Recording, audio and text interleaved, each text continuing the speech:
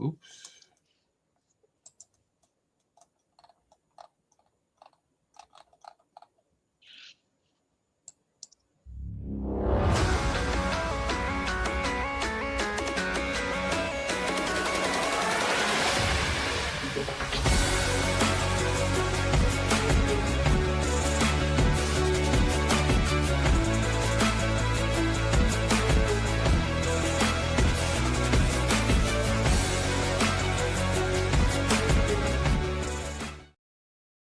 Hey, ladies and gentlemen, you're listening to All Burgundy Go Everything, powered by the Urban Sports Scene and Fox Sports Radio, 1340 AM and 96.9 FM.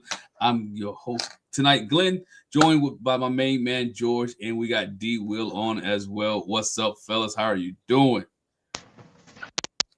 Fellas, what's up, man? I'm just happy to be y'all again, man. It's been a little minute, it's times down a little bit this year, but as we come to eulogize the season, I'm glad I can kind of get back with my boys and kind of talk about it a little bit. You know what I mean? Yeah, definitely great to be here. Great to have you here, D. Will. Give me a second. There we go. I had to play with some things for a minute. It's, got some new things, new toys over here. But George, what's up, George? I'm doing all right. I had a nice little tomato soup for dinner. Kind of in your guys' honor because I'm kind of worried about you because you got Snowmageddon coming, right? Yeah, we got Snowmageddon coming. Probably like 22 inches of snow here in the area, Richmond area where I'm at, and with a little bit of ice. But George, you used to be in this area. They always lie. They overpromise and it always underdeliver. That is usually true, but 30 years ago, the blizzard of '96. Yes, that was my first winter back in the DMV after living in Florida for almost a decade. So every now and then it's worse than you think. So I'm watching because all these all kinds of college basketball games are getting moved and getting suspended and redone and all kinds of things. So I've got my wary eye on it. I got a lot of friends up there. I'm just hoping y'all going to come through okay. We won't have the water going down in Richmond like we had the last time. Yeah, definitely that, man. Look. If we do, we all gonna be like the Commanders fans this season. We're dejected and upset for the simple fact that we can't go nowhere. Definitely the Commanders didn't go anywhere this year. Hey, but ladies and gentlemen, thanks for joining us. But let's get to the particulars real quick. Hey, make sure you subscribe to our podcast platform on all podcast platforms, wherever you listen to your podcast. Make sure you follow us on Instagram at ABG_Errrything. Make sure you hit us up on Twitter. Make sure you follow us on TikTok. Make sure you subscribe to our YouTube channel as well. Hit the bell notification in the thumb. Hit the bell notification and also give us this video a thumbs up. Also, if you're feeling generous, hit us with a super chat. If you like the content, hit with a super chat, and we will prioritize your comments as well. Here's what we got on tap tonight. We are going to talk about the Washington Commanders 2025 season. We're going to review the season and give grades out throughout the show for every area from quarterback to head coach. We'll get a grade tonight as we talk about the Washington Commanders, right? Here it is. The Washington, just 12 months ago, D. Will, we was talking about this when we came on air, man. Just 12 months ago, right? We was talking about the NFC Championship game, right? We was talking about Jayden Daniels being the Rookie of the Year. We was talking about Dan Quinn possibly being the Coach of the Year, right? And now here we are on this day, right? In a championship weekend, as they would call it, or a championship weekend, and the Washington Commanders finished the season at 5-12, went from 12-5 to 5-12. Here's the question for you guys, and before we get into the grades, before we go on that, how do a team that was 12-5 last year, right, had a top tier roster, had a culture first head coach, right, fall this far this fast? Let's get into it. D. Will, your thoughts. I'll say this. First of all, shout out to everybody in the chat. It's been a little while since I've seen you guys. Definitely, man, like and subscribe, man, to everything that you see here. Love and appreciate you guys. And Happy New Year, everybody. I'll say this, man. The thing about being in these digital spaces is that you have a digital reminder of everything that's going on in your life. Just 1 year ago, we're having a great time doing late night podcasts, close to the team with the success that we've seen for our team. And then, all these past 2 weeks, man, the internet has been a reminder that, how long ago or how short a time ago it was, man, where you was just feeling the exact opposite. So I think to go into your question, how do you go from 12-5 to 5-12? I think what it kind of stands to is that you are probably a middle in general. And you got lucky that first year, the ball bounced your way. We mentioned this a lot last year. There's some plays that we normally would never get. We just got, you know what I'm saying? Those plays just happened to break our way. That extra bounce came our way. So we got those plays last year. And then this year, we got bit by the injury bug. Things just didn't happen in our favor. We had too many bad plays. And frankly, without having Jayden there, he couldn't cover up the rest of the team's mistakes. So this is something that Mike Callow and I had mentioned. Shout out my partner in crime with ESPN 630, Mike Callow. We talk about every Wednesday, which is the D Will Wednesday. Make sure I tune in and lock into that. But we talk about this, man, in depth, that, you know, the downfall of the team, it really speaks to, I think, how mediocre that we already were. And it's just the fact that we played well last year. It just covered up a lot of stuff, which is why I think this year is truly going to be the first. It's the first year where I think you have a complete look at what the team actually is or what it should be. And for the sake of it, I don't think Dan Quinn will get the benefit of the doubt if we don't play well. But I'm sure we'll get into that down the road. But I think this will be the first year that you can kind of see what this team actually is versus the potential that we had last year and what we actually saw this past season. George, same question for you, man. How does this top tier team fall so quickly? Well, as D. Will so eloquently explained, he kind of, you started your premise with this was a top tier roster. No, it wasn't. It was a top tier quarterback. And admittedly, some really good coaching from both Dan Quinn and Cliff Kingsbury. That's what fueled things. Plus, as D. Will has said, as you have said, Glenn, so many others have said, think of all the magical moments and things that bounced our way and magical plays that Jayden Daniels had. And that's how you get to 12-5 with a roster that's not supposed to get there. And that's how you get to the last four when you don't have the talent that hardly anybody else in the playoffs had, really, except with maybe a few exceptions last year. So what happened? Well, we didn't prepare for the season, but I have trod that earth a lot. We're not going to go into it. Everybody knows how I feel about that. And we asked too much of Jayden Daniels again. We asked for something like what we had last year, and he wasn't physically able to do it, sadly. Some of that's what happened in camp. Some of that's other stuff. And I think what Paul has said is kind of true. I think everybody got a little bit ahead of themselves. He says when Hollywood, I would say they got the head wobble. They thought, well, I was the reason it was so great.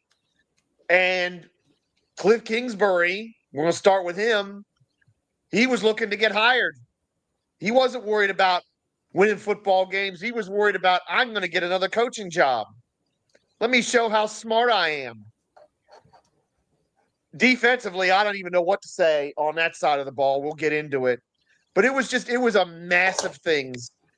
DC Slim, DC Slim says mismanagement by the coaches and the GM. Yes, and that's the other thing. Adam Peters had a plan, and then they went 12-5 and went to the NFC Championship game. And whether he did it because of fan pressure, whether he did it because maybe the owner said, hey, we got to go for it, whatever reason, he probably threw the idea or the plan that he had out the window. Now, it wasn't all bad. Laramie Tunsil is something we've come out of this year with that we believe we can count on for the next 5 years, I think.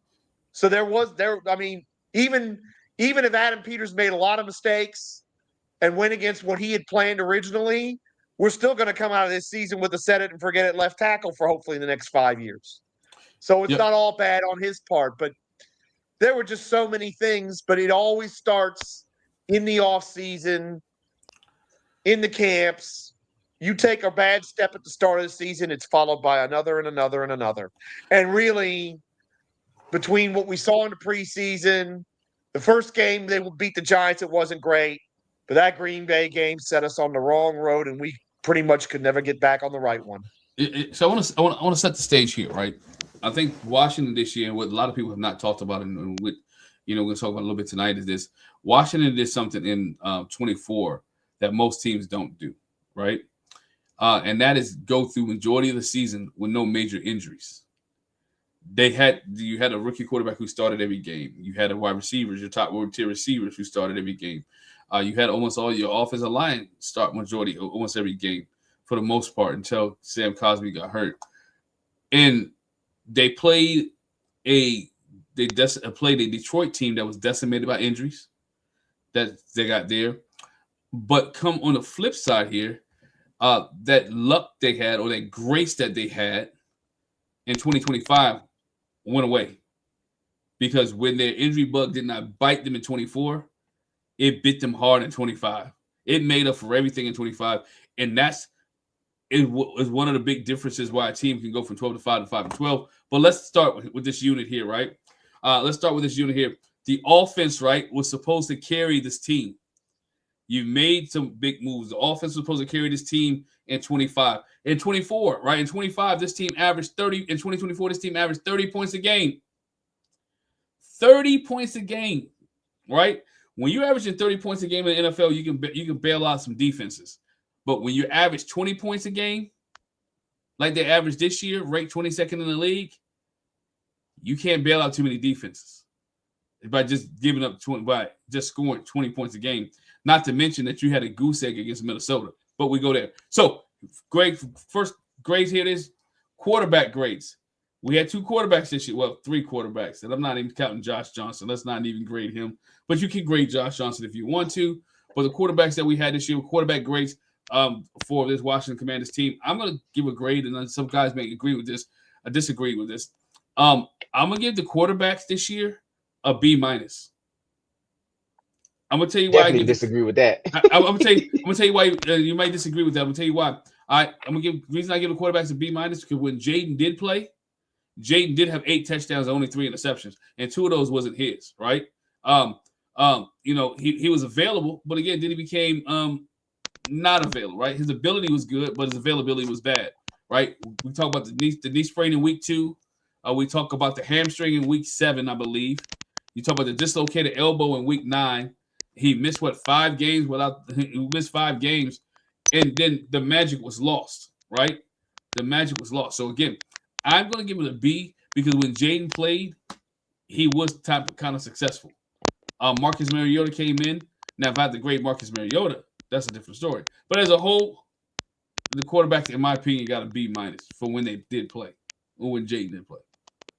So I had a lot of time.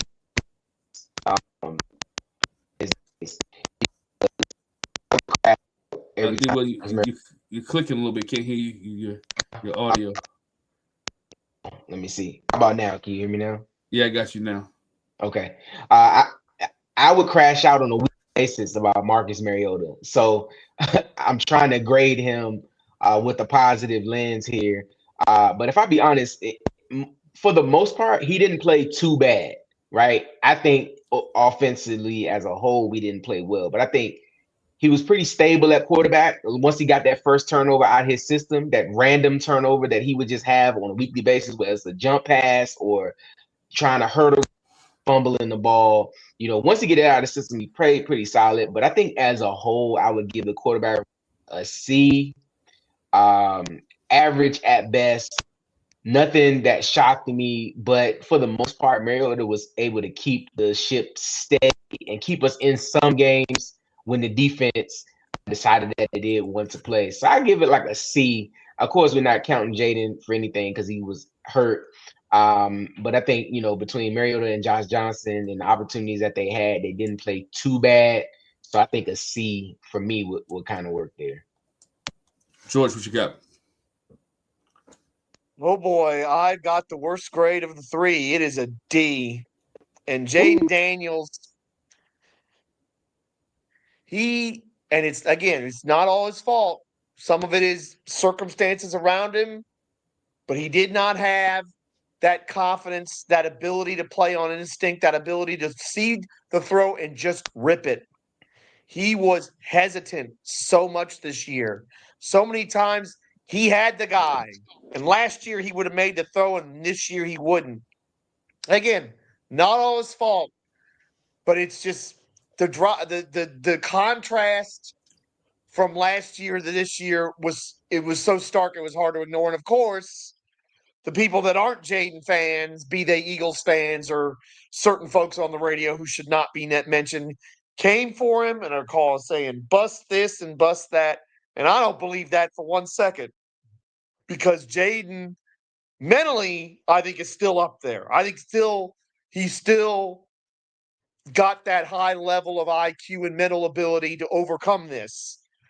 But he's got to look at himself and say, where did that bravado, where did that flair, where did that ability to just sling it go? Because he had that last year. He didn't have it this year. And to me, that contributed to his injuries as much as anything else. He had an opportunity to avoid some of those hits, to avoid some of those plays that got him hurt. He had trouble. The RPOs that were so smooth and so slick and so awesome last year. I mean, he always made the wrong decision this year. The design runs, the few that we had, it felt like last year he was able to avoid the contact, get down, get out of bounds. Not this year. I don't know. I can't explain all of it, but I hate to have to give these quarterbacks a D. And Marcus Mariota, everything you said is true, D. Will, about that turnover, but you've been in the league 15 years. Some of these things that you did, that throw in Dallas, it's like you can't do that. The throw, I think it was Denver. You can't do it. You've been in the league 15 years. And you think about it, granted, it was less duty, so of course he did better last year. But last year, I mean, he showed us all. Let's never forget Wole's full screen apology video. I almost wish Wole was here, because the Marcus Mariota we got this year was probably the one he expected last year, unfortunately. And it's amazing the offense did what it did. And yes, there were flashes, but when you go 5-12, it's going to be hard to give anybody a B. There might be one unit that I give it to, depending on which units we spotlight. And I mean, these quarterbacks, and again, it's tough because I'm grading on what they gave us last year, which was so great, which is probably unfair. In a vacuum, what Glen is saying and D. Will is saying, and the grades they give are probably more accurate. The problem is I'm measuring against last year, and it wasn't even close. It was nowhere near. So D.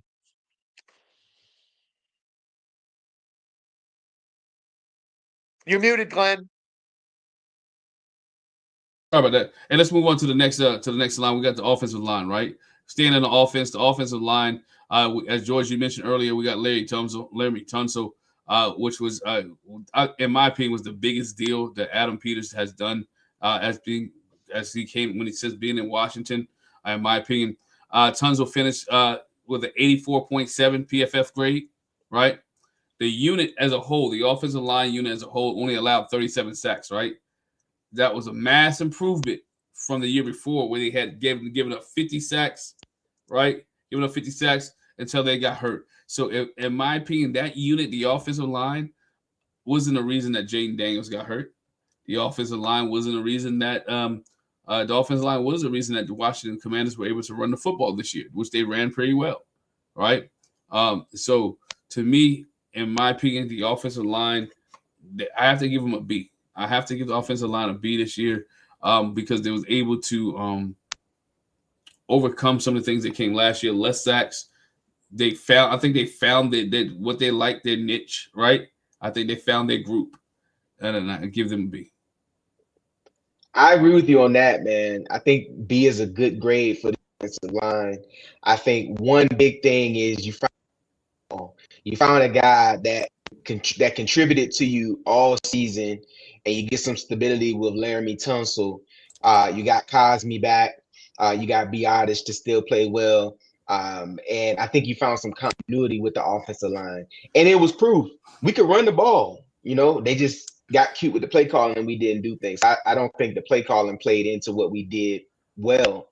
But I think overall, the offensive line, in my opinion, may have been the group. The trench group the ball were the best two groups all year for the team because of their consistency, and even on the defensive side, I know you're going to get there, but even on the defensive side, having to even deal with the injuries and still play somewhat consistent. George. This is the one unit that I considered giving a B to. And you know what? I had to look up real quick while D-Will was talking where we were in terms of offensive line penalties, and we didn't do too bad this year. Because now that I think about it, it feels like a lot of the snap infractions were not by offensive linemen, which is kind of strange. We had a lot of illegal shifts and even false starts, and they weren't by linemen. So you know what? Let's give them a B. Let's give them the best grade that anybody on this team, except for maybe Tressway as a punter, is going to get, because everything you said. Plus, you look at how productive the running game was, despite the fact that a major part of that running game, at least to the coaches, Austin Eckler, was not here. And they opened holes for 3 different running backs, 2 of which have pretty different styles to each other. So, yeah, I think if we're going to give any group a B, that's the group that deserves it. And and again, not a lot of positives coming out of this season. But the fact that we have some depth at line, that when you have Tunsil, Coleman showed some things, even if he didn't play as much as we would like. I mean, I really only see one hole at the line, is that we need to either draft or find Tyler Biadasz's replacement, because he is starting to get up there in age. Injury is starting to bite. We need the next answer at center, if not in the draft or free agency. If not in the draft, then in free agency, at least to back him up this year, if not to take over either later this upcoming season, or for next season after that. And we also didn't mention Connerly, right? So that's saying too that he didn't play great, but he didn't play like terrible either. You know what I'm saying? So like, I think they did find something with him. I think he can be a consistent player for us. But I think as offense goes, so will they. Yes, I totally agree with that. As offense goes, they will go as well. George, you brought up a name earlier. I think you or D will brought it up. We're going moving on to the running backs, Austin Eckler, right? Early on with this 3-headed monster, everybody said Washington had one of the best running back rooms there was. When it came August, right? One of the best running backs. Cliff was saying it was the best running back room. But then the injury bug hit Austin Eckler, right? Austin Eckler with injury, got injured. Season's done. Career's probably done, especially here in Washington. Depends on what their staff want to do. But we did have a shining light, though, right? Ja'Cory Koski-Merritt, as we call him, Bill, was the shining light of the offensive line, of the running back group, right? C-Rod was, when he got his opportunities, was great. Jeremy McNichols didn't really put the ball on the ground this year. He was good. We talked about Bill, who as a rookie, 780 yards on the ground. In my opinion, the running backs behind this offensive line, they're going to see this year a C plus for me. Not quite a B, not quite a D, but they get a C plus. And like I said, for those mentioned, the reason they get a C plus is this: they was able to adapt, overcome all the injuries, and still run the football hard. And was in the top 5 at rushing in the NFL as a team. So I like the way the running back room had to adjust. You kind of had to push everything to the middle of the table when Austin Eckler went out. But I think that also spoke to a bad decision by having. I mean, he was so old back there, and you would count on him so much, and you really saw once he went out, what the team lacked offensively, especially in the pass game. Right. But Bill was definitely a shining light for me. I think this running back room left a lot to be desired, though. You see other programs who have good 2-headed monsters, a guy that can hit a home run, or you have both guys that can hit home runs, right? But I definitely think we need another running back in the building. I like Chris Rodriguez when they hand the ball. I like Bill, but I think they need somebody else that can truly take the top off the defense and make this offense dynamic. I want dynamic players everywhere on the field, and I don't want anybody wasting a roster spot as I'm reading the chat. We need dynamic players, and we need guys that can that can play. And I think C-Rod is fine. I think he's good, but C-Rod's game is dictated by play calling. He has to get volume carries in order for him to be effective. He's not a guy that can just live off 8 carries a game. C-Rod is more of your old school type running back where he needs double digit 15, 16, 17 carries and get in a rhythm. And you saw last year at the end of the season, we played well with C-Rod down the stretch because he was able to run the ball in the second half. In those situations like that. So while I think C-Rod is a good player to have here, I think we need another running back that can help break the team open. But to answer the question, because that's what we're here, I'm going to align with you and give them a C as well. All right, George. This could have been an A, believe it or not. And I'm going to tell you why. They were 4th in the NFL in rushing yards per game, Washington. Now, some of that was the quarterbacks running. But this running game, had it been used properly, it's where we're going to sort of preview what we're going to say about Cliff Kingsbury. This running game, if it had been used properly, could have not only maybe saved this team from being 5-12. You could have had multiple running backs, some weeks even going for 100. That's how good they were going. Now, you're right, D-Will. Not dynamic enough in the passing game. That is why they need to sign a running back, 100%, or draft one. But I would prefer signing one and drafting one because I'm also operating under the expectation that Eckler is going to retire and that McNichols won't be back. I might be wrong about both of those things. We'll see. But you need a running back that can do something in the passing game. That wasn't utilized enough. Here's the other problem, not just Cliff Kingsbury. As you were talking, I was looking it up. Very good running offense. 5 lost fumbles was the most in the NFL this year by any team. So that's a tough one. Bill had a tough one in that Bears game. It wasn't all his fault. It was him and JD were not on the same page. But you talk about the fork in the road of this season, that's where it was. Yeah. It was that fumble that set the Bears up to go and win the game with a late field goal. With the kicker that we end up getting. What? I said with the kicker that we end up getting. There you go. Of course. So I am in line with you. I'm going to give it a little better grade. I'm going to say C+. Okay. The fact of the matter is we've got a pretty good nucleus of running backs between Chris Rodriguez and Ja'Cory Crosby-Merritt, a.k.a. Bill. We do. But if we're going to give JD the weapons he needs, like what Phil is saying in the chat, you're darn right we need another running back, probably in free agency. Maybe look at another running back on day 3 again. See if Adam Peters can kind of finds a little bit of gold like he found with Ja'Cory Crosby-Merritt. Love Bill. We know this show has a Bill agenda. Those of you out there, don't worry about that. So C+, but it really could have been an A. And the main reason it's not an A is the now ex-offensive coordinator, which is why I'm glad he's the ex-offensive coordinator. Yeah, no, that's right. Glad is that. Well, we can stay right there, offense, because there's one more position group that we got to talk about, and that's the wide receivers, right? We know that in the summer that Adam Peters made another move, right? He traded to get Deebo Samuels supposed to be the number 2 to Terry McLaurin, right? Number 2 to Terry McLaurin. Deebo racked up over 700-some yards this year, right? Could not get the extra money on the last week of the season, but nonetheless, he got 700. He got 700 yards and got some receptions as well. But Terry McLaurin missed a lot of the season for this group. Terry McLaurin, due to injury and through training camp holdout, because I'm not going to forget about the training camp holdout, because that had an impact on this team, this group, and this team as well, right? Terry, he missed part of the season.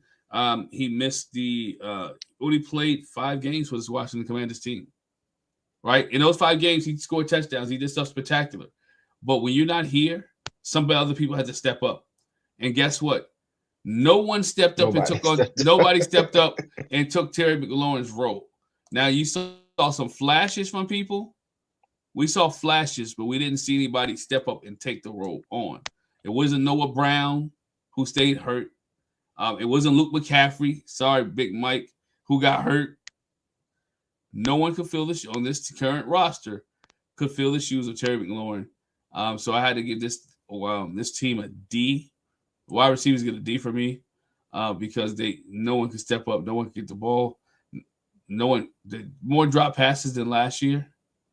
So get a D. D will. Hey man, to not sound it, I'm gonna go one grade worse. I'm gonna go an E, and I'm gonna tell you why. Listen, when you have, and I'm lumping in tight ends with this too. You need a tight end. You need a tight end that's a weapon. Somebody on the offensive side of the ball. Terry not being there, I think, definitely hurt. You have flashes with Jalen Lane on special teams. I think bringing back Treylon Burks will be a good addition as a reclamation project. But as you can see, you need 3 legitimate receivers. You need to have a 1 and then a 1A and a 1B. You need to have guys that can step up and easily be the guy that can get a bulk of the catches when need be. I think this year as a whole with the roster, we pieced out of these things together and we counted on our starters being the guys because that worked in previous iterations in 2024. The starters go down and you don't have anybody that's up to the caliber behind them. We got here, and you got an often injured Noah Brown. You got Terry McLaurin who couldn't stay healthy. You got Debo who played well, but it's like Debo has never been that volume type of guy. Debo's been more like a gadget guy. While I like Debo, I don't think he's a part of the future plans here. You look at what you gave up for him to try to load up for this year.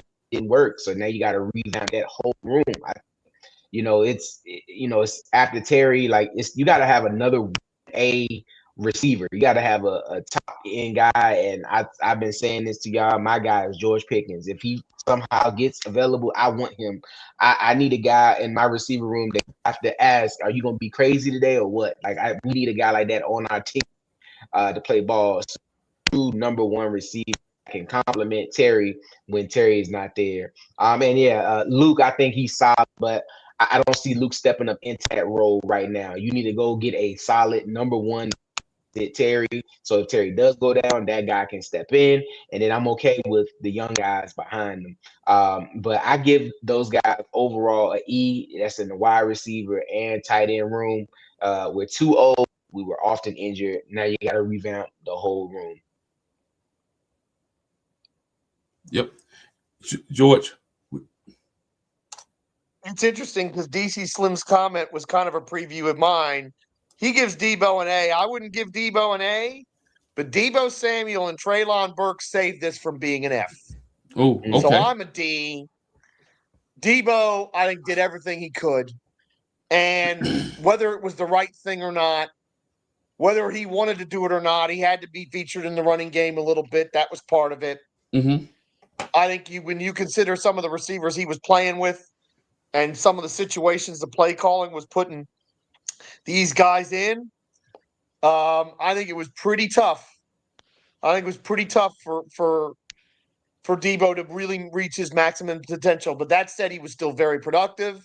I think for what we traded for, I think we got value. I think it was the right move. Again, it'd be interesting when we get to the Adam Peters discussion because he deserves a bad grade, but there were a lot of things he did that were actually good. I put Debo Samuel on the good side, even though I wouldn't re-sign him, and I don't think he'll be re-signed. Treylon Burks was found money at the end of the year. Well, I want to say that.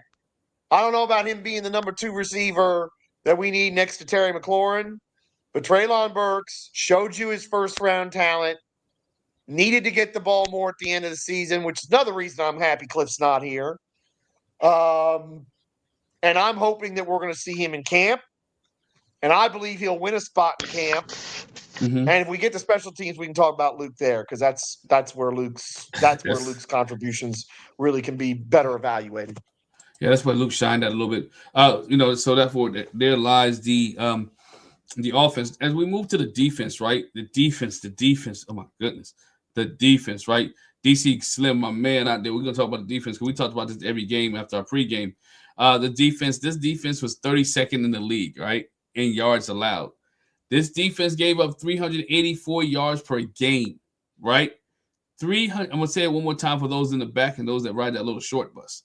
384 yards per game, right? That's crazy. At one point, here's a stat. At one point, they were the first team since 2002, right, to lose 4 straight games by 21 points or more. Remember that stretch they went on where everybody was blowing them out, right? They went for so again, defense. This defense came out the first game against the New York Football Giants. We thought it was world beaters. They had sacks. Everybody was getting in. Daron Payne acting like he was renewed. I'm talking about, man, he having a great year for sacks. Dorrance Armstrong had a great season. Dietrich Wise everything was rolling the first game. Then the injury bug hits. Dietrich Wise goes down, right? Dorrance Armstrong goes down to the point where he had 5 sacks in 5 games. And Daron Payne never steps up. Jazon Newton don't show up until week 17 and week 18 of the NFL season. Hadn't seen him in a while. Didn't play much. So if you really ask me that the defensive line and this defense with losing Dorrance Armstrong, with Jazon Newton not living up to what he needed to be, without Dietrich Wise, I have to give this defensive line this year, right? I have to give them an F. They don't get a passing grade. And I'm not even talking about a 59.5 where you round it up to a D. They get the low F where you can't round that bad boy up. 48. Get the 40. They get the 48, right? Ain't no rounded up on this one. So the D line gets an F for me. Yeah. So I'll say this because I got an early doctor's appointment as I prepare for this surgery coming up. First of all, I want to tell y'all thank you. The times that I spend on this show, I love it. Everybody in the chat, man, I appreciate y'all. Also, make sure y'all tune in every Wednesday and every day to ESPN 630, Sports Capital DC with me and my partner in crime, Mike Callow. So make sure you check us out. And I'll say this before I go, man. I'm going to give the entire defense a grade. And, normally this grade would start with a 4-letter. It's a 4-letter word. but I'm going to give it an F because I think overall from coaching to personnel to the roster on defense, terrible. They played bad.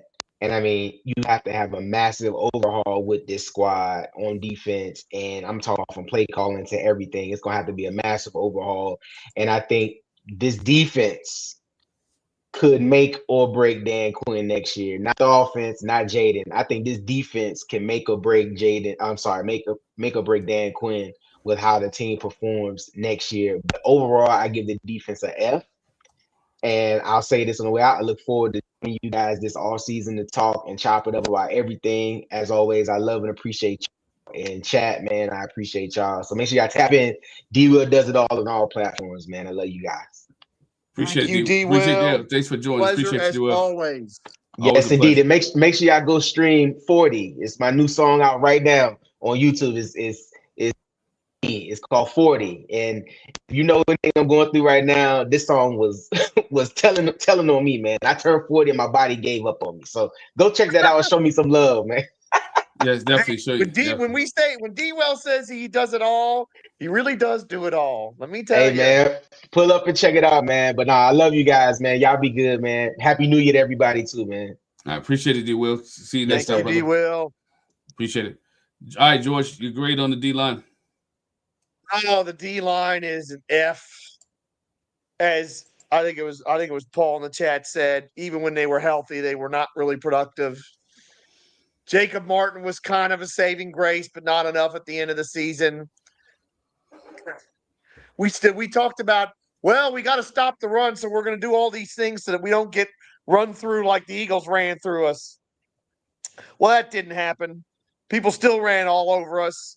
Instead of running out all over us on the edge, they ran at us right up the middle. We finally saw Johnny Newton get a chance. We did. And even though we didn't stop the run, he at least got some sacks and made some plays. Mm-hmm. Coach Lombard asked, how much do you blame injuries on the defense? None. Because before they were injured, they weren't very good. We all got fooled by that Giants game. Why? Because we were facing Russell Wilson, who is washed up. Completely and utterly done. He is not even a backup level quarterback now, and it gives me no pleasure to say that, having lived in Richmond and watched his rise from high school quarterback at collegiate to Super Bowl winning quarterback. It gives me no pleasure to say that about Russell Wilson. Russell Wilson should retire. That's how bad he is, and that's how bad our defense was afterwards. F, not going to do the minus. That's for other people. That'll be saved for other parts of the defense. Got you, George. Got you, George. Hey, so we all agree that the D line gets an F, right?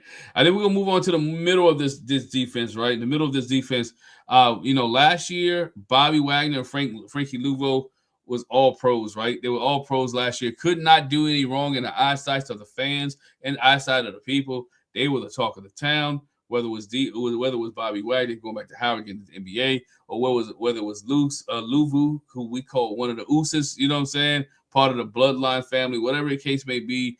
This year they look a step behind. They look slow. We don't know whether it was age or it was just the fact that they were probably confused on the scheme. But whatever it was, Deebo Samuels, whatever it was, Frankie Louvu and Bobby Wagner did not look like themselves. The linebacking core was terrible. McGee didn't play as much as we thought he should play. Again, they didn't do right by the defensive line. They didn't do right by the linebackers. And I have to get this group this year. Frankie Louvu, Bobby Wagner, that whole defensive linebacker staff, they get a D from me, George. Oh gosh. Well, you know what? There was a time when I did really bad on a test and I got a 30.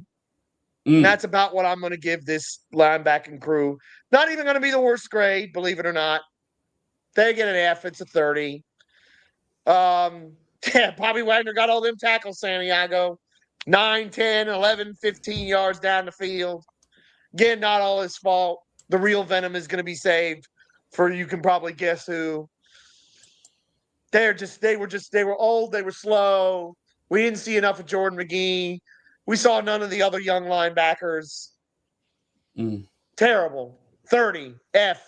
God, I hope we have a whole new crew of them next year. Honestly, I don't want to see Wagner. I don't want to see Wagner come back because I don't want to remember this past year and what next year could look like if he's not played in spot duty and not used correctly. Come on, Bobby. You got a future as a business mogul. You got your MBA from Howard, the real HU. It's time to go be the man as a businessman. That's time for that. And our old buddy Frankie Louvu. Really hope I don't see Frankie Louvu in a Commander's uniform next year. Yeah, my man Santiago says that he want Wags back. I don't think not here, Santiago, unless he's going to be a coach. Yeah, and he's got way too many irons in the fire business wise to be doing coaching. He is ready to be a serious. We're talking about on the board of major companies. Plus he owns, plus sports properties that he already has a piece of, and will probably get his fingers into a few more. It's time, Bobby. It's time to be a great example to generations of young men by going and being the outstanding businessman I know he's going to be. I hope not, Taj. No. Yeah, Taj says this Wagner's coming back. He can do it somewhere else. If that's the case, he can do it somewhere else. He wants a tackling record. Taj, I hope not. I hope not too, but wrong way with Frankie. I think a lot this year Frankie was playing out of position, and a lot of that will probably because of Joe Witt Jr., right, the defensive coordinator that was there. I think playing out of position hurt Frankie Louvu. They moved him around, and I think I said this on one of the podcasts. He's not Michael Parsons. You can't move him like Michael Parsons and think he's going to do Michael Parsons type things. And that's where the mistake was at, and that's what they tried to do with Frankie Louvu this year. And it did not work. So George, we all agree. I think everybody agree. This group, the linebacker group, was a D minus, at least close to an F, right?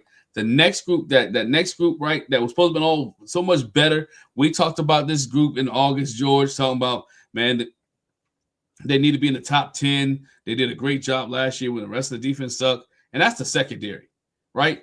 coming into the season, everybody thought not everybody, majority of people thought this would be the year Marshawn Lattimore's shoe shows that he was worth all those trade picks. I'm still something out of my man Stone. Wrong.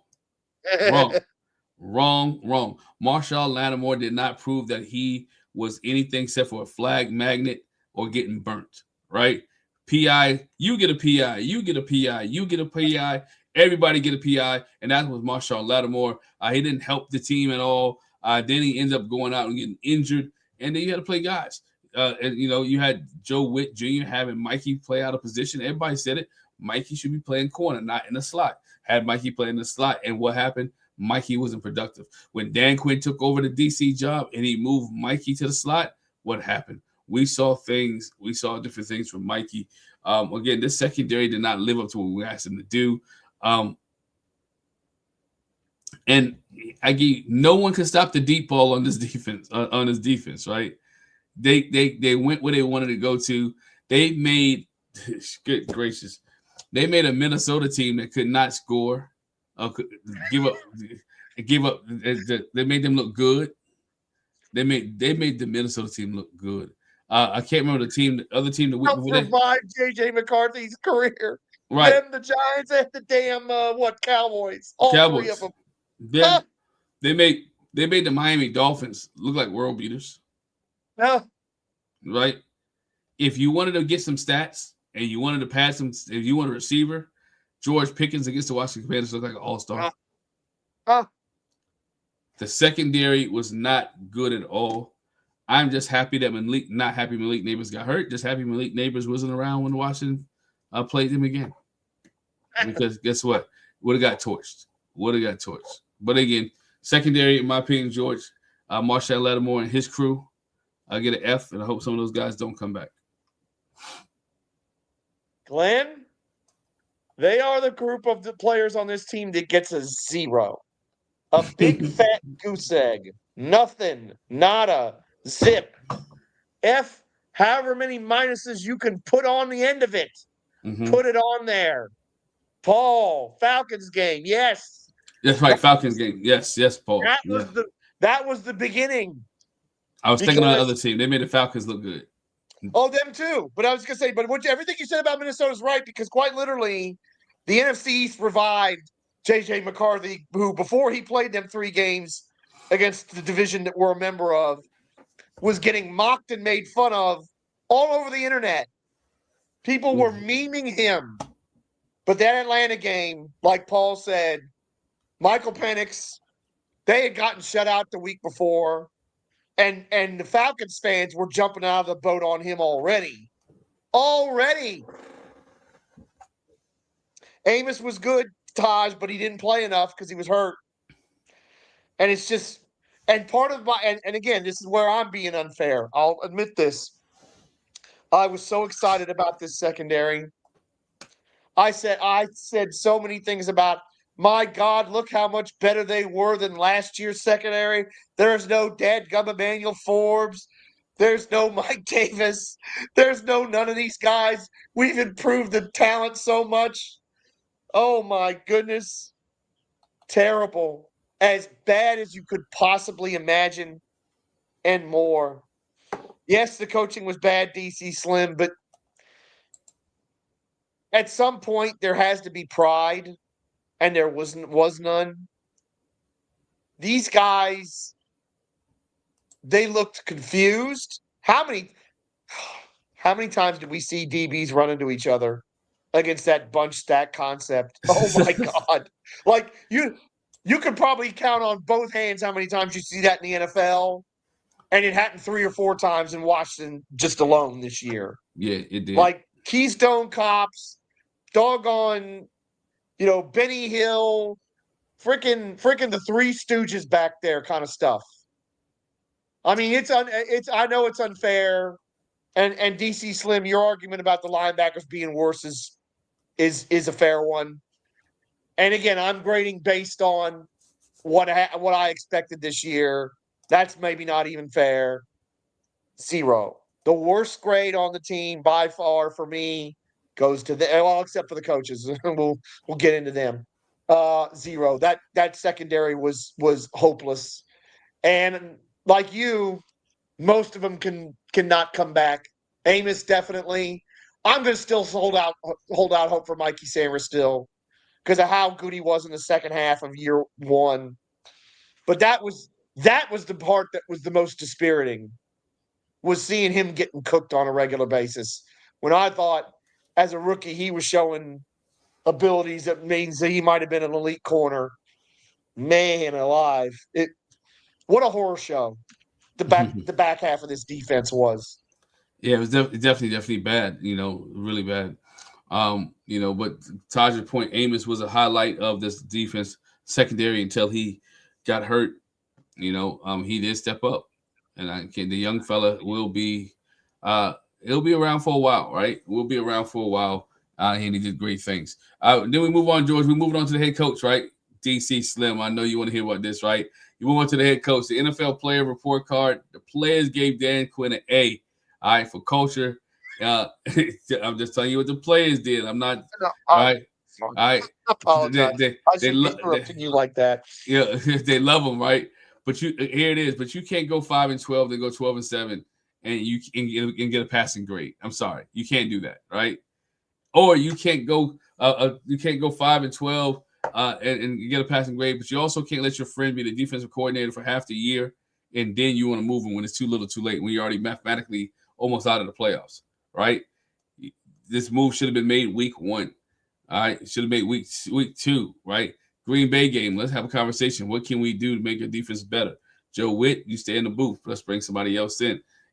The management of the team and organization wasn't good, and that goes on. That has to go on to Dan Quinn, right, the head coach. So in my opinion, Dan Quinn gets a D- for his job that he did this year because he couldn't reel his offensive coordinator in or his defensive coordinator in. And this team comes out each and every week, as you mentioned, George, running into themselves and look confused. That's on coaching. So Dan Quinn gets a D- for me. Oh gosh, Dan Quinn, golly, what can I say? Well, I just gave the wide receivers a 0, and I can't give him a 0. I'll give him like a 10. Oh wow. I'll give him a 10. God dang it. It's hard to believe. I mean, that's the thing. If you'd have told me a year ago that you'd want to fire Dan Quinn a year later, I would have looked at you like you had 7 heads. Mm-hmm. Said, what could possibly happen that would make me want to fire this coach? Well, this season happened. And I'll tell you something.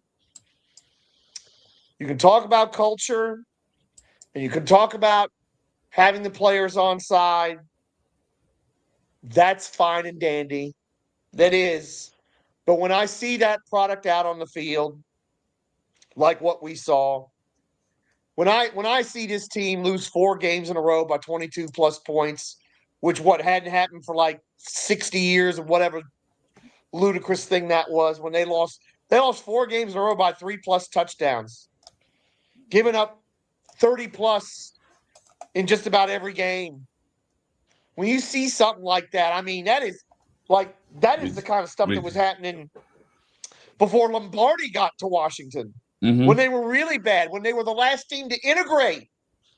That was the level of absolute awfulness we were talking about here. Mm-hmm. We're only a few plays away from finishing the season with 12 consecutive losses.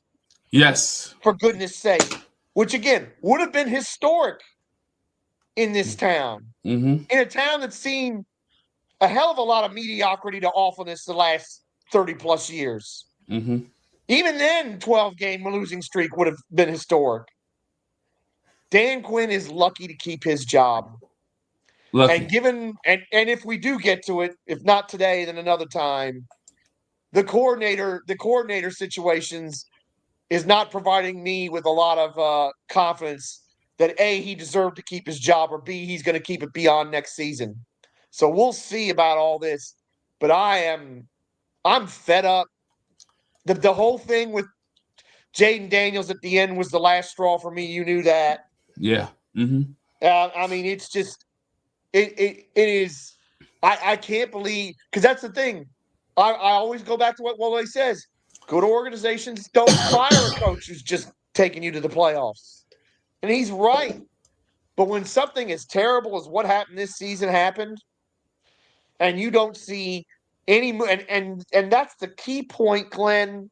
I'm so glad you brought it up because it's true. You don't see any attempt to change anything, to adjust anything, to try anything to save the season until it's too late. Mm-hmm. Terrible. Winning that last game against Philadelphia, which admittedly is now a bit salved by the fact that Philadelphia lost the next week because of it in the playoffs. Mm-hmm. But all of that was a slap in the face to me. Oh, you're going to pull out all the stops now in week 18 against a bunch of backups? Oh, come on, dude. That was stuff like that. Stuff like that really doesn't wash with me. It's terrible. It's terrible. He's terrible. And at least as of today, and again, we got the whole offseason to go. This could change. I do not have a lot of hope for 2026. Yeah, I think a lot of people don't have hope for 2026 when it comes to this team. We need to see an offense that can move the football. We need to see a defense that can tackle. We talk about being offense. We talk about offense. We got to stay right there. The offensive coordinator, Cliff Kingsbury, he came with his air raid offense that made it to the NFC Championship game last year. Added one or two. He has new receivers to deal with.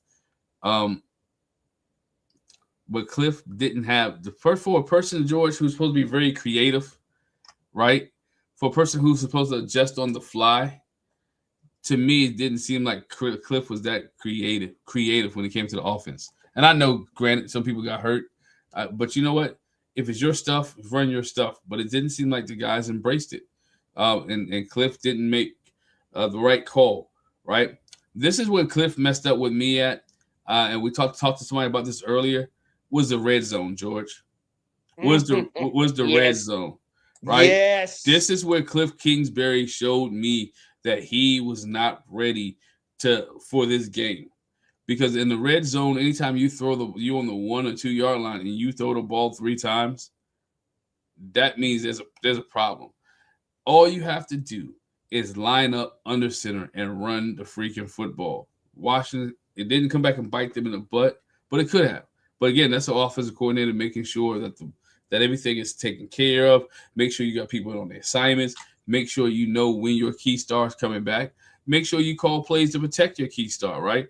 Because how many times did he call plays this year and ran ran JD5 when JD5 was the game? As soon as JD5 came back, the first play they ran, right, was a boot or something where an intentional run. And I get it. But at the same time, Cliff Kingsbury, which is why he's no longer with his team, gets an F for me, George. He gets the F, not for fun, but anyway, he gets the F. He gets the F for me. Well, let's see. I gave the secondary a 0. I gave doggone Dan Quinn a 10. So I really can't give Cliff a 0 because he's not even the worst coach on the staff, which is saying something.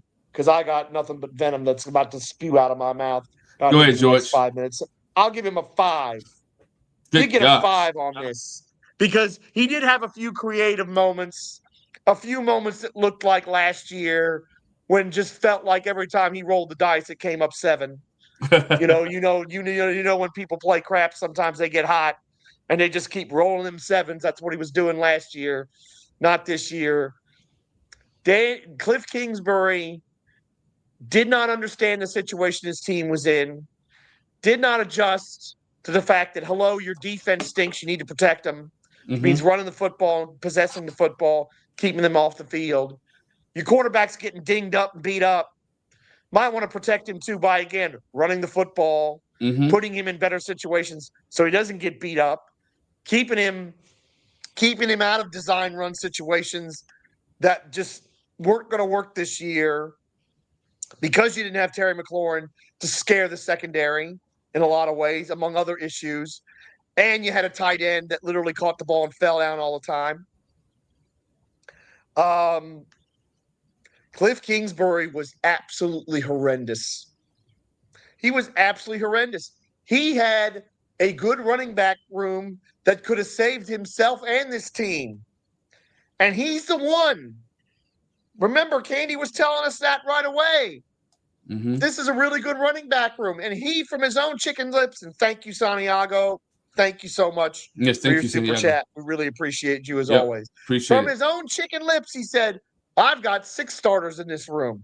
Mm-hmm. We've got guys who are going to get picked up by other teams and can play. And yet he didn't act like it most of this year. Bill could have been 1,000-yard running back and could have been in the conversation for Offensive Rookie of the Year. He had that ability, even though he wasn't catching the ball like that. And we wouldn't have even seen him if Eckler hadn't got hurt, which is another whole other story. But he did not maximize the talent that he had on offer. You don't have Jayden. He's not 100%.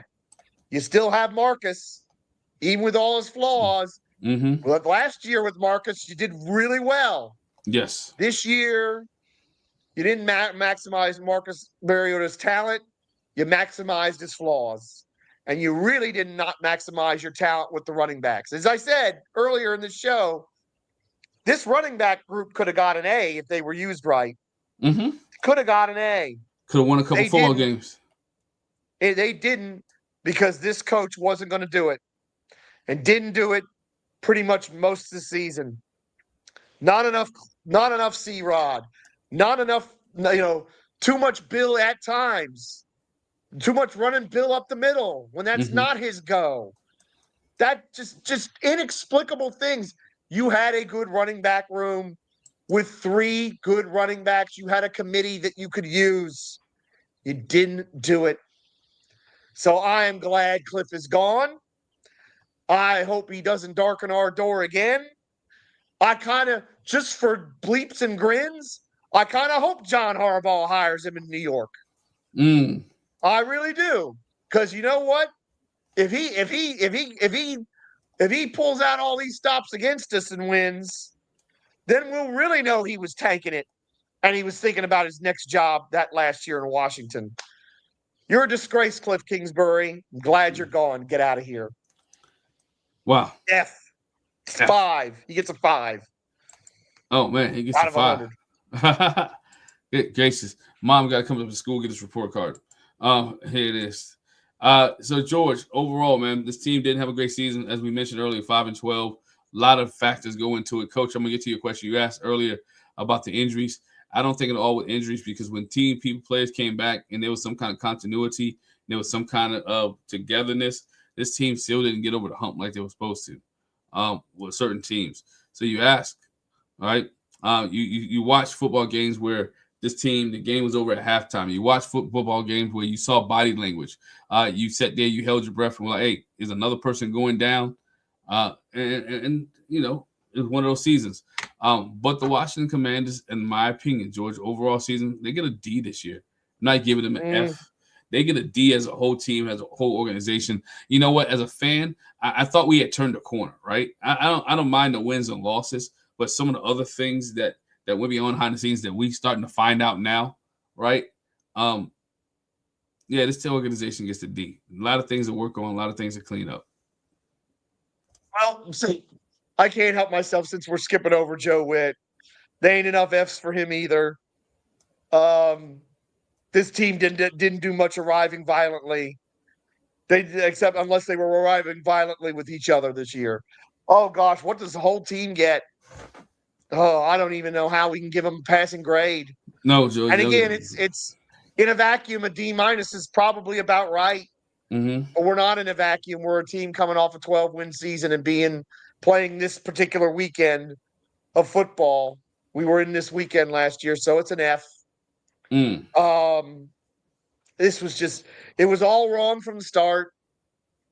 And I'd like to take some credit for being right about some things, Paul. But you know what? I still thought this team was going to be good at the start of the year. I ignored absolutely everything that was saying differently because I figured, just like last year, Jayden Daniels was going to make it all right. Jayden Daniels is Houdini. He's what's his face that makes the buildings disappear. I'm now drawing a blank on the most famous musicians because I used to know those. I really thought Jayden Daniels David was going to Copperfield. be an MVP level quarterback and save this team again. He didn't. I still believe in Jayden, but right now I'm left with not a lot of belief in the rest of it. So it's an F. It's a lot of Fs, and we haven't gotten to the front office yet, have we? Because we got to spend some time on them too. Because that's where this gets interesting, is when we talk about Adam Peters in the front office. Yeah, it does. It get very interesting when you talk about Adam Peters in the front office. We all agree. Joe Witt Jr. gets the F, didn't finish his job out. Cliff Kingsbury again D, and so we'll keep it moving. As a whole, the team did a D. There was some bright spots, but there was more why do you do that? Like, why didn't they do this than anything else, right? So it was one of those things. George, now we go to the front office, y'all. We go to the front office. You go to Adam Peters. We talked about his draft that he had, or leading up to the draft, all the trades that he made, so Washington could get a little bit younger. This organization, it wasn't as bad as Dan Quinn because they did some things right. They did things right with taking care of people's injuries.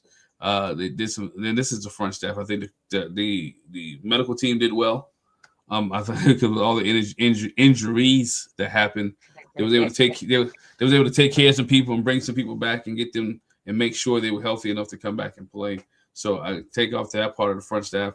But the Dan Quinn and the Adam Peters, for them not to have, I don't want to say quality backups, but to have quality backups, for the lack of a better term, to help this defense, and for them to allow Joe Witt to continue to be the coach, defensive coordinator for another year, knowing what they had the year before.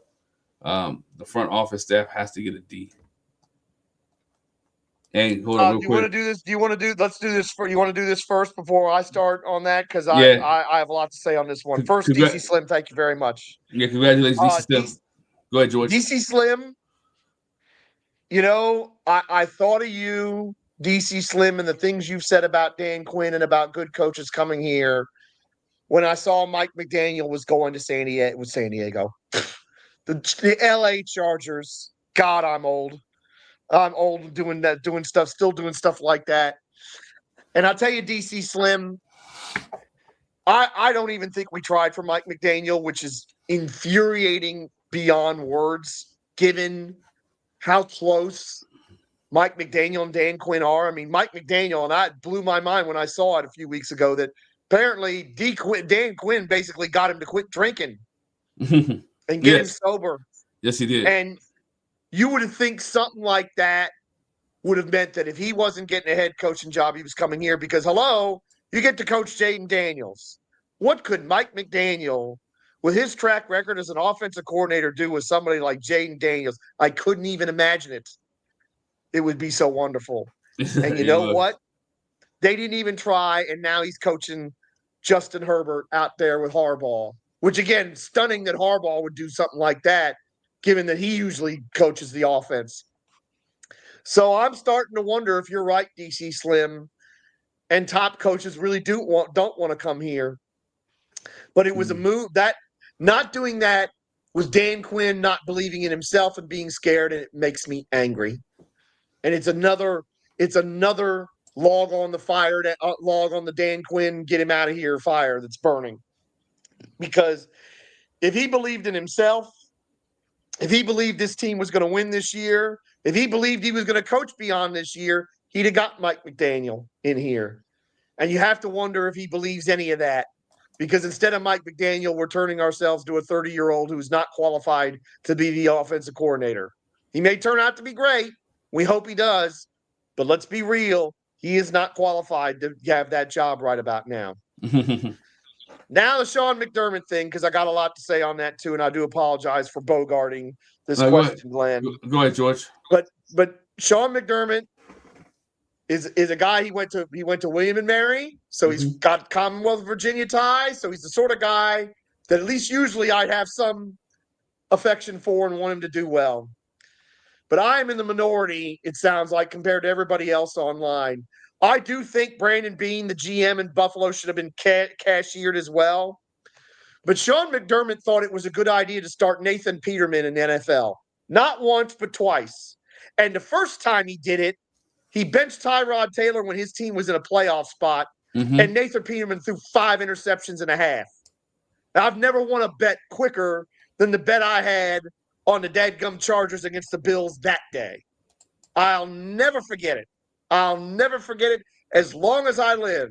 Let me bench Tyrod Taylor for Nathan flipping Peterman when they were sitting in the last playoff spot, and then that dope proceeded to throw 5 interceptions. So they make the playoffs. He says goodbye to Tyrod Taylor. They draft Josh Allen, who wasn't too bad in the preseason, and who I would have thrown in there week 1 because your other option was Nathan Peterman. So he throws Nathan Peterman in there again, week 1. That was an automatic push the button on the Ravens for the eliminator week 1 and bet the Ravens. And he threw another 3 or 4 interceptions in that game. They lost 41 to whatever it was. So Sean McDermott, for me, is an idiot. I don't care that he went to William and Mary because even smart people can be stupid sometimes. Even people with high IQs can have no common sense. Sean McDermott never got over 12 seconds in Kansas City when they had the game won, and they would have probably won the Super Bowl if they could have just stopped Kansas City for 12 seconds and not let Mahomes put them in field goal range, and then they lose in overtime. Never got over it. Never, ever got over it. Sean McDermott may be a decent coach, may be an okay motivator. He was let down by that front office in Buffalo, not giving him any half decent receivers after they traded Diggs away. Was it 13 seconds, Timothy? 12, 13, whatever difference it was. They literally kicked the ball off with 13 seconds left, and Mahomes got there in 2 plays, and they kicked the field goal, went to overtime, and then won. Yeah. They never got over it. Sean McDermott, for me, I wouldn't touch him with a 1,000-foot pole, honestly. And the only crumb of comfort about Dan Quinn staying this year is that it looks like McDaniel's going to be a coordinator and Flores is going to stay a coordinator, which means maybe we can get one of them next year as the head coach. Hit it, but McDaniel's. So that's my question on that. Brandon Beane stinks, and the Bills in that press conference, everybody saw it. That was disgraceful from that owner. But don't let yourself be fooled by Sean McDermott. He's not a good in-game coach. Andy Reid's not the best in-game coach either. Andy Reid has pantsed him in the playoffs many times. Sean McDermott ain't the answer. No, no, no. Having vented my spleen on that, I yield the floor to you, Glenn. No, George, you're right. But one thing about Washington, you talking about all the people that they're trying to hire coordinator. I don't think a head coach, right, is coming back to be a coordinator in Washington. Sorry, it's not going to happen, right? That they're not going to, especially a head coach that just lost their job this year. We'll put it that way. Making too much money to stay at home. A lot of guys, they still have to pay Sean McDermott his remainder of his contract, so therefore he's going to set a home, or they're going to work it out with another team. I think that when you look at what this team has to do, they have to get coordinators, young guys who are coming up who's not been head coaches, right? You need stability and you need longevity. You need somebody who's going to be here for a while and not just be the next big thing, right? And who's going to be here and who's going to help develop your quarterback. Who's in this case, we got David Blah. But on this side, on the defense, to be able to help, as we mentioned, we didn't give anybody on the defense a passing grade. Think about the grades that we gave out, George. We didn't give one position group a passing grade. So, and rightly so. So what coordinator comes in, he has to elevate those position groups one at a one. Make sure his support staff is where it needs to be at. Make sure guys understand the scheme. Make sure. So when you talk about this team and you talk about what needs to be done, it's a lot from Adam Peters' standpoint for what he need. What are you going to do in the draft, right? Because dog, if you watch the game on Monday night, Bain is a grown man, and guess what? If he's on the board and you need a freaking pass rusher, that dude should be in Washington next year, right? Bain should be in Washington next year. I mean, I'm a Caleb Downs guy still, but I am seeing what you and Wole are talking about with Reuben Bain. Woo! And David Bailey. Woo! Goodness gracious. Reuben Baines, if he's on the board, you go get Reuben Bain. But no. But that's administration. There's things they have to work on, right? To DCC. And did you finish what you said about the front office? Because I'm trying to remember if you gave a grade or not. Yeah, I gave a grade. Front office got a D. But agree with DC Slim on this. Next year press conferences. Oh yeah, we gave an O-line a grade earlier, Todd. Sorry, man, we missed that. It was a B. O-line got a B from us. Yeah, no, the O-line got the best grade any of us gave out. Yeah, O-line got the best grade. But D-Will was with us at the time. Yeah, to go to what DC Slim always says, man, is this. Tim, I don't care about his arms being too short, man. Guess what? I look, bump that measurement stuff, right? Because what I saw when a kid plays and he can run past people, I don't need long arms when I can just go ahead and just run past you. I don't need long arms when I can go ahead and just bull rush you. I don't need long arms for that, right? He wants to be in your chest. He wants to engage. Man, I'm not worried about the long arms. And so that's that media talk, right? That Russell Wilson was too short, but he went to 2 Super Bowls, right? Let's be honest. Doug Flutie couldn't play in his league, but he played well, right? Warren Moon couldn't play in the league because of their height. It's one thing that they don't measure is that what's in that man's chest. And when I seen Baines play this year a couple of times, what's in his chest? Yo, he's a dog, right? You can't teach that. Either you're a dog or you're a pup, and that dude is a dog. Short arms are not. Short arms are not. And well, guess what? And don't let him fall too much. You might get a 2-for-1 deal. I agree with you guys. Adam has to spend a lot of money this year. Spend some money to upgrade this team. But George, go to your point, George. Are people still wanting to come to Washington? And that's it. See, that's the question. Are people still wanting to come to Washington? Is this still a sexy place to be at? And that's the question, I think, as we look into the offseason, as we see the draft and we see a free agency open up. Is Washington still the sexy place to go? Dan Quinn is a people person, but guess what? Dan Quinn can't stand up there, DC Slim, next year and say too many cliches, because if he gets up there next year and we get over here with a whole bunch of cliches by week 3 or week 4, and this team is not winning, guess who needs to go? Cliche Dan needs to rock out. And just my opinion, right? DC Slim said nobody wants to come here. He said nobody wants to come here. Everybody said people still want to come here. We'll see. I guess we'll see this year if everybody still wants to come here. I think the defensive coordinator hire is going to tell a lot on that. Hey, because let's remember something. During the Snyder era, we had no trouble getting people to come here because we paid them, and we were willing to pay over because we had to pay over. Because we were trash as an organization. The defensive coordinator hire is going to tell a lot on this, DC Slim. Because you might be able to get away with David Blau at offensive coordinator because he really may be the next young genius offensive coordinator. We'll see. But you can't have a whole bunch of kids on an offensive side of the ball and then have a whole bunch of kids on the defensive side of the ball. That is not going to work with a veteran head coach who's the only adult in the room. They better be another adult in this room. They better be somebody that is qualified to be the defensive coordinator. Al Harris would be qualified. Certainly more qualified than Joe Witt was. That ain't saying much. Jonathan Gannon would be qualified. If it was possible to get Brian Flores, and it probably wasn't, he would have been very qualified, overqualified even. But we're going to find out about that with this defensive coordinator. And yes, I agree with you, Santiago. Jayden Daniels and Terry McLaurin should have been an attraction. And yet, here we are with this kid being the offensive coordinator. So we'll see. The other adult isn't good either. Well, we're going to find out, Paul. Maybe the youth movement is what Dan Quinn needs. I certainly know this much. Having his buddies and pals on the staff didn't work out necessarily great. So we'll see. I mean, can I just spit my little bit on the front office for a moment? Yeah, go ahead, George.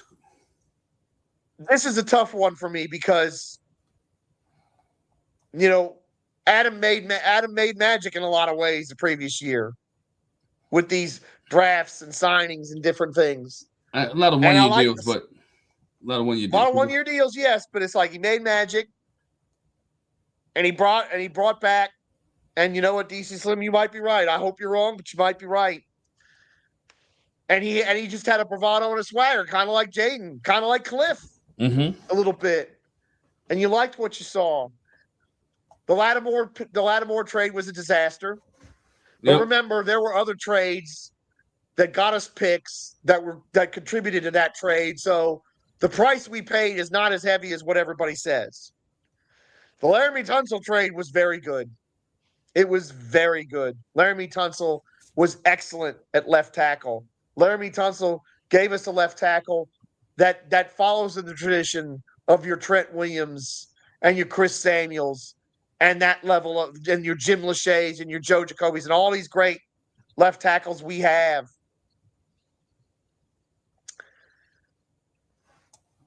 Brandon Coleman was really good the first year. Then he doesn't play as much this year. Is that Adam's fault? Is that Cliff Kingsbury's fault? Leave that one to the chat and to you guys out there who are watching or listening to us or listen to us later. Deebo Samuel, I said it earlier. I think it's a positive. Even if he leaves, I think it's a positive. He was very good in a situation that was not set up for him to succeed. No McLaurin for most of the year. Who dis and who dat at wide receiver. Young wide receivers that weren't ready yet. That was pretty tough, and yet he was still productive. Still productive. This previous draft, Connerly turned out better than we thought by the end of the year. People were on Connerly early in the season, rightfully so. We missed out on some guys that really could have helped us, like Nick Emenwari, who we could have taken at 28, or Trayvon Henderson, who both your good self, Glen, and Wole wanted at 28. Would have been good to have either one of them. But Connerly may turn out to be not just a really good right tackle. He may turn out to be Laramie Tunsil's successor at left tackle, and he may turn out to be just as good as all them left tackles I just named. We'll see. Because at the end of the year, Connolly did get better. He got better than he was. Yeah, no question. And so he learned, right? He had to learn the power curve, had to learn what to do, learn some tricks. So again, as a rookie, absolutely. And again, that's why this grade is tough. Because I get where you're coming from about it. You gave him what, a D or a D minus? Yeah, I gave him a D minus. Yeah. I gave him a D. I get where you're coming from because again, there were things we didn't get. You know, who else people were talking about a pass rusher in the draft. It's all we heard about from lots of people, Wole and yourself included. Yeah, got to get a pass rusher. Didn't do it. Really didn't do it. Not to the level that was needed. And of course, the injuries, killed us at that position. Bill's a home run. Honestly. Yeah. To have a guy that gets 780 yards with that little usage but out of the 7th round, out of a guy that didn't play but one game the previous year and was basically scout team, that's vintage Adam Peters. He was the guy who was making a lot of the draft picks for the 49ers when they were picking on day 3 and found some of them gems that they found on day 3. And he found another one with Ja'Cory Krosky-Merritt in round 7. I want to say something, Todd. I agree with Todd here on this. You're right, Todd. Most GMs do build a line. They build an O-line first, right? Because without the O-line, you can do nothing. We mentioned already the O-line gave up only 37 sacks compared to 50 sacks last year. Running backs are a dime a dozen. But when you have one, right, that can break one off, when you have one that can do something different, I think you hang on to that guy. I feel like, and Phil says Adam drafting below average. I'm blaming a lot of that on the coaches, Phil. I think with better coaches, I think those drafts would look better. So I'm going to be maybe a little controversial, and I'm going to give Adam Peters a C. I'm going to give Adam Peters a C because there was a lot of negatives, but the positives were really, really positive. And, it was tough because he was in two minds. He had a specific plan for rebuilding this roster, and then they went 12-5, and that plan went out the window. It did. There's no way in the world coming into this year, into this draft in 2026, given where we were in 2024, that he would only have 6 picks or 5 picks or whatever we got. It's why I continue to insist that trading back is not only not out of the realm of possibility, it's arguably necessary. It's arguably necessary that they do that, even though we don't want to miss out on Reuben Bain or Arvell Reese or Caleb Downs or even Jeremiah Love, as somebody brought up in the chat. So I'm going to give him a C. DC Slim's got a point. He didn't fire Dan Quinn. That may turn out to be a disastrous error.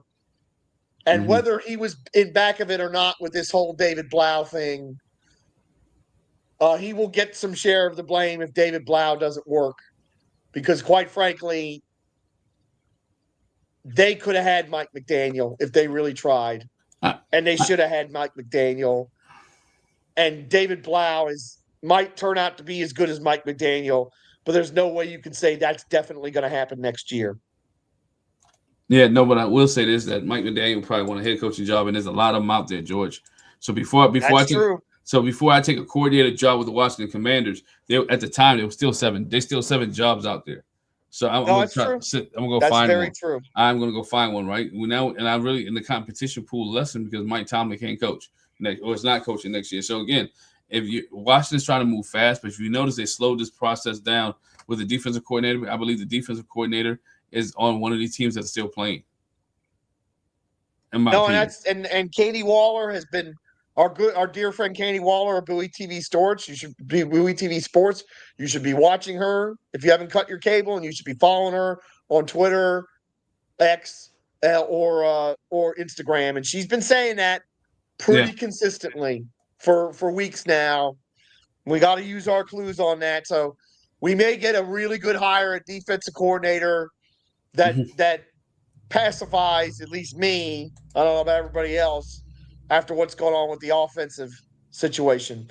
And Paul, as a lot of people have been talking about him, that'd be a great choice. I think that would be a great choice. If that's the choice that he makes, that's a really good one.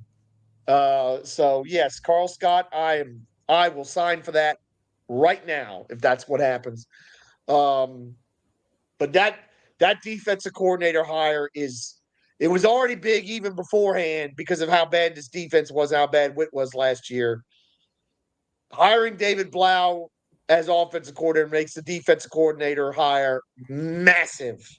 You cannot get this wrong, or we were looking at least at a season as bad as the last one, maybe even worse. Right. It's a horrifying thought to think about. As DC Slim said nobody wants the job. DC Slim, there's always somebody who wants the job, right? There's always somebody who think they're better than the last guy. There's always somebody who wants to improve and show everybody what they can do. It's Washington's job to go find that guy. And DC Slim, here's what makes the Washington job interesting. This has been a bad defense for 2 years. They just overcame it the first year. If you come in here as bad as this defense is and you turn them into a top 10 defense, you might be off to get a head coaching job next year, quite honestly. True. And that's what makes this defensive coordinator job potentially attractive. You come here and you make some magic, like what Flores has done in Minnesota the last several years. Mike McDonald's done with that defense. Some of these other guys, Vance Joseph. Nobody would have thought Vance Joseph was getting a second crack after what happened in Denver. And it looks like he's got Arizona now. Right. And that ain't the best job in the world. But that's how good Vance Joseph did with that defense. If you come in here and make this defense a top 10 defense, you are going to get head coaching interviews next year. That's why people will come. Somebody that's promising should come, unless he opts for somebody that he's not. Unless he does like he did with the offensive coordinator and takes the scared line and get No. somebody that's not going to eclipse him. Yeah, it's not somebody within that. For defense, he can't because, again, remember, he's supposed to be a defensive guy, so he'll get somebody to improve on this defense. Mm-hmm. Trend in U7D says this, do you guys think do you think the defense issues this year was due to scheme or players? I think these players regress and not used correctly. I think it was a little bit of both. I think it was scheme. I think it was scheme, and these players didn't understand. And when they didn't understand, they played slow. When they didn't understand, they got confused. So it was both, right? Players and scheme was the issue. Paul agrees with me. Paul said players and scheme was both the issue. All right. If you're doing a scale, I think the heavier side is the scheme, right, rather than the players regressing. May not be by much. I'm saying the heavier side of the scale is the scheme. Yeah. It is. Let's see what else. Tim says this. They need someone on the coaching staff that can take over for Dan if he's fired in the midseason. You do have somebody on staff. Timothy? You have Anthony Lynn. That's an interesting. Well, and that's the thing, Timothy. If you hire a Mike McDaniels offensive coordinator, there's your obvious interim candidate. And I think Dan knew that, and that's why he didn't try it for it. And I think that's the worry that I have, and that's where I have to at least admit that DC Slim might actually be right, in the sense that Dan might hire coordinators that he knows won't take the job over from him, and he'll make it harder to fire him. Because Anthony Lynn is an obvious candidate. Doesn't mean Anthony Lynn wants to do that. Right.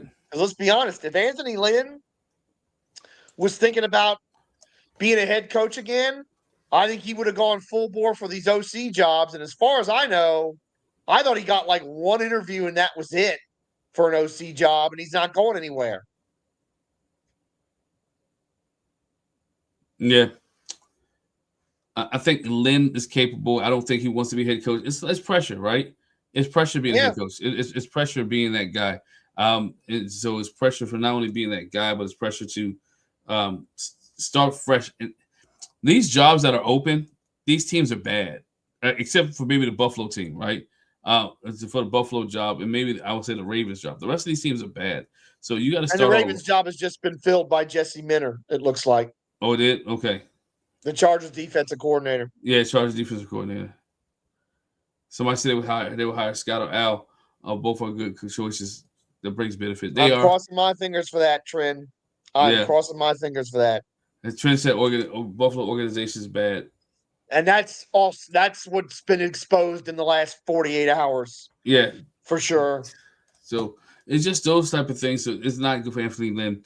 But I'm glad he's still staying. But again, let's be honest, and we said here, we talked about again the move that Cliff Kingsbury made. You fire your defensive coordinator, you fire your offensive coordinator. He does not have any room because these first 5 games, or these games that come up in this offseason, this season, if you watch the press conference from Adam Peters and Dan Quinn, they said one thing throughout this. They promised this would never happen again. I listened to it. They said this would never happen again. So my question to you guys as we get ready to wrap this thing up, if it does happen again, George, Dan Quinn should be gone, right? Because it should never happen again. Honestly, Dan Quinn should be one of the favorites to be the first coach fired next year. Because I think the jungle drums were beating here. I think there were a lot of fans. I think it's not just in this chat and on this panel. I think there were a lot of fans that were ready to throw Quinn overboard. Mm-hmm. Part of the reason he might have been saved is the fact that so many damn jobs opened up, and that the hiring pool was real tough when you consider that you had Ravens with an MVP quarterback opening up, Bills with an MVP level quarterback opening up, Steelers, one of the gold standard organizations that if you go there and are successful, you can stay 20 years. Mm-hmm. And you can homestead and be a potential legend if you win a Super Bowl. They don't fire anybody quick. It would have been hard to hire a new coach in this cycle, no matter how much we wanted it to be so. Yeah. But if this team starts 1-4, 0-5 in next year, then to use a term from across the pond, Dan Quinn should win the sack race. He should be the first one out of here. So Yeah. you're right. That first 5 games is going to be absolutely massive. And if it looks anything like it has this year, it's got to be all over, and it's got to be all over before the season is over, as far as I'm concerned. Mm-hmm. There just isn't going to be a point. Yeah. Last thing we take a talk about the free agency for the offense. Defense is in the draft, right? But you don't have that many draft picks, so you got Dan Quinn. I mean, not Dan Quinn. Adam Peters in this front office has to be creative to bring quality guys in for least amount of money, because again, you still have you don't want to get hit, and you want quality players. You want to get depth. We saw this year this team did not have depth in a lot of areas. You want to have depth in areas where you come in and play. So again, front office needs to make sure they hit free agency hard and bring players in that want to play, and don't be like Dan Snyder when he was when the year that he went for defense. We're not playing on fantasy team. Don't bring in old guys who can't do anything. Bring in some young, fresh blood. This team, let's not forget, this team was the oldest team in the league. Right? Yeah. So you have to get young. That can't be repeated either. That can't be repeated. That cannot be repeated either. Whatever happens in this offseason. Has to be younger. We won't get any good players or coaches until Cliche Dan is gone. Hey, DC, I hope not. But hey, don't act brand new. Shake my head. Then let's see, here it is. Move on. Last one. Showed that already. They used free agency for defense last year. They used it again this year. They did. All right, cut Lattimore, and we have $100 million. Lattimore should be cut, and I think they're just waiting for the date to cut him, right? Hey. And Payne, and if you say goodbye to Payne, you gain probably a little more room too. You say, but Payne is a hit. I looked at, there's something going on with Payne. He is a hit if you let him just walk away. So, George, thank you. Appreciate you, man. Did a great job, guys, in the chat as always. You be rocking. Yes, thank you all very much. Enjoy the comments from each and every one of you guys. It mean a lot to us. We will continue to do this during the off season. There's a lot to talk about with this Washington Commanders team. We'll go as soon as they hire a DC or hire new staff. We'll get on here. We didn't get the chance to talk about a little bit of nepotism in the Washington organization, and we'll talk about that next week, because I think it is nepotism. I'm not saying he ain't ready, but I think his last name and who his daddy was made a big difference for him being the quarterback coach. But we'll talk about that next week, George. We'll talk about a little bit of nepotism. And we appreciate you guys. Thanks for rocking with us. Make sure you subscribe, hit the bell notification. Make sure you go to all the platforms and just look up all Burgundy and Gold, everything. And we appreciate that. All right. George, closing thoughts? Well, we like you said. I think everything you said was right on the mark. We're going to be all over it. You're not going to, even though this team's bad, you're going to see plenty of us this offseason. We're all waiting on this defensive coordinator thing, because again, I think it's such a tell for the way the rest of this offseason and maybe even next season goes. And we're going to be here for you. We're going to be here for you. We love doing this show. D. Will, wherever you are out there, good luck. And thank you for being with us. And thank you all in the chat for supporting us as you do. Yeah, we thank you guys for supporting us as much as you guys do. We appreciate y'all. Thanks, y'all, for rocking with us.